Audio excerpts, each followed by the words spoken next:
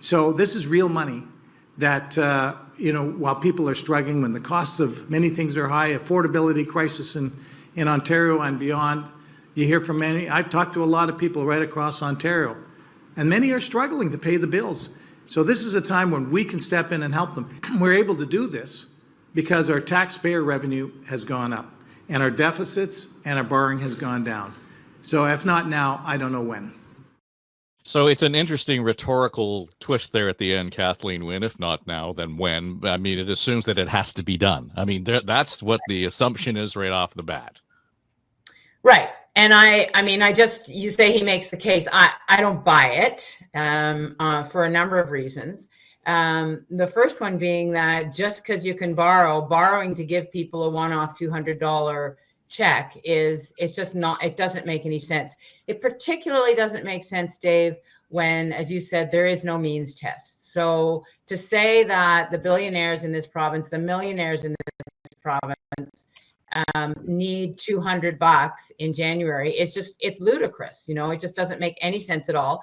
And if things are so rosy, and if they are rosy into the future, then institute a tax cut. If that's really what they're seeing in the forecast, then fine, institute a tax cut. But $200 to everybody, there are so many people in the province who don't need it, and there's so many who do. And I don't begrudge the people who do need that money, but to give it to everybody makes absolutely no sense. So I think that this as the kind of flagship policy in the fall economic statement it's pure politicking. It's a pre-election ploy. I mean, there are other things in the fall economic statement that I really like. I don't know if you want to go into them now, but I really like the increase in IVF. The fact that more families will have access to IVF in that program in 2015, and I think it's a really good thing that it's being expanded at a time that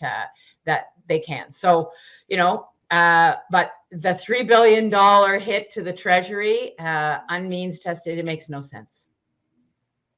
We asked this question a little while ago, maybe a couple of episodes ago, Tim, and that was, where are the fiscal conservatives in the Conservative Party in Ontario? And that kind of gets at it, but I think I'm hearing the same sort of thing. It's not that we don't think that people would make good use of the money. This is not even a Band-Aid situation. This is really short-term, flash in the pan, the $200.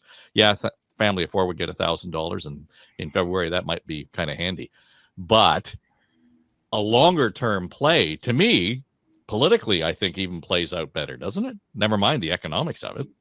Well, for our Halloween podcast here, Dave, I decided to come as the, somewhat frightening and increasingly rare fiscal conservative in the province of Ontario. That's the costume I've got on here today. Yeah, I mean, we talked about this last week. I would love to see more effort to pay down debt. We borrowed significantly during COVID for good reasons, to keep our heads above water. But paying more of that debt down, I'd prefer to see if you have a one-time windfall, as the minister talked about, from higher HST revenue due to inflation. And secondly, I'd target tax cuts, probably income tax cuts and business tax cuts, to encourage long-term investment and job creation. All of that having been said, that this is a measure that is achieving really two things. It's a very popular initiative. A family of four, $800. You're talking real money here, right? Secondly, everybody's debating it. It has become a focus point with everybody else on the other side, whether they would tweak it or not do it at all. So it's working, I believe, politically. I'd be happy to come back too. I agree with Premier Wynne on the IVF funding. Happy to see that, and I can talk about that a little bit. I will note too, there's something that get underplayed.